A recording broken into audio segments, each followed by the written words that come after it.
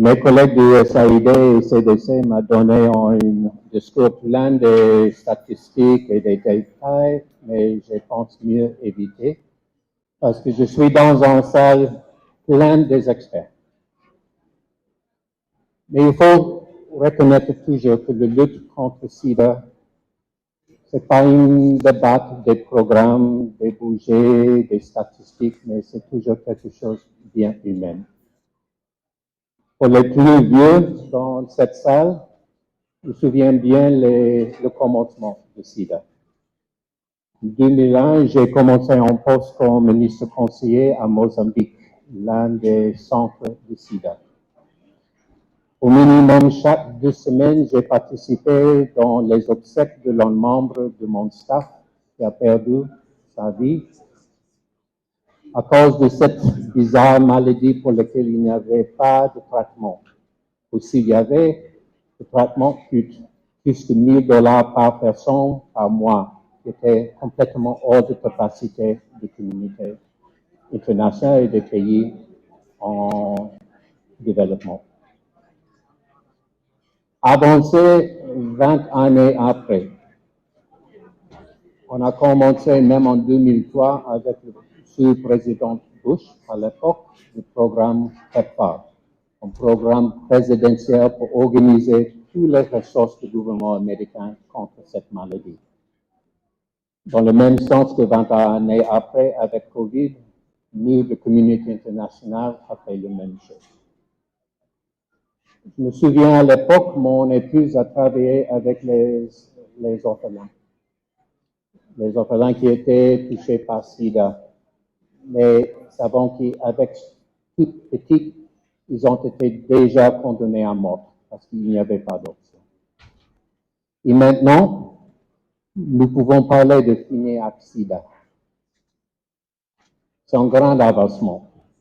Il y avait les gens qui ont déjà noté le taux de prévalence de SIDA, on est occupé par 50%.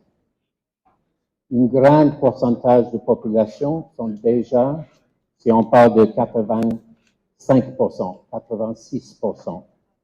Il y a déjà les gens qui ont accès au traitement, ils savent leur situation. Et si nous ne sommes pas à 95, je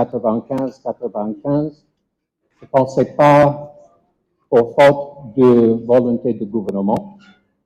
Bien sûr, c'est faute de capacité ou de convention des professionnels dans le secteur de santé, ni pour faute d'assistance de communauté internationale, soit de l'ONU, des États-Unis, de France et des autres partenaires.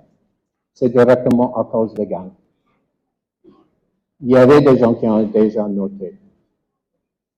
Si on parle de déplacés, nous n'avons pas les statistiques exactes, mais on a noté qu'il y avait une grande croissance de pourcentage de sida parmi les jeunes femmes, soit qu'ils étaient violés ou soit qu'ils sont forcés dans les conditions de prostitution. C'est les gangs qui ont brûlé, qui ont détruit les hôpitaux, les cliniques, qui empêchent les services de santé pour la population. C'est les gangs qui ont forcé plus de 500 000 Haïtiens de quitter leur maison. Parmi les gens qui étaient les patients pour les services de SIDA qui maintenant n'ont pas accès à ce traitement. C'est les gangs qui ont forcé un grand pourcentage de professionnels dans le secteur de santé de décider de quitter le pays, soit pour les États-Unis, Brésil, France, Canada, les autres, qui a diminué la capacité nationale de faire face à cette crise. On parle toujours d'impact direct des gangs, les gens qui sont tués chaque jour, violés chaque jour, les maisons qui sont brûlées, les business qui sont brûlés, mais il y a toujours cet impact sur la vie sociale, de santé de chaque Haïtien. Pour moi, l'idée d'arriver au goal de 95, s'il n'y a pas de sécurité, c'est presque impossible. Et il faut, et pour nos collègues de presse, c'est d'indiquer pour faute de qui? C'est pour faute des gangs. Nous sommes tous ici pour travailler ensemble pour les États-Unis.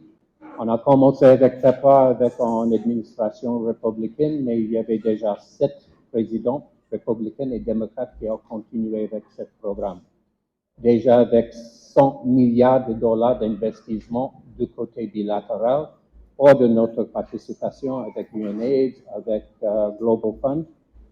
Nous sommes là toujours pour aider les pays et nous voyons qu'il y avait assez de progrès à cause des professionnels du secteur de santé, à cause des sociétés civiles haïtiennes, à cause des gens qui ont travaillé pendant ces années pour arriver en position positive, mais pas complète. Alors, ensemble, nous pouvons travailler. Il faut la sécurité, il faut la capacité d'aider les Haïtiens. Et dans ce sens, nous sommes ensemble. Merci.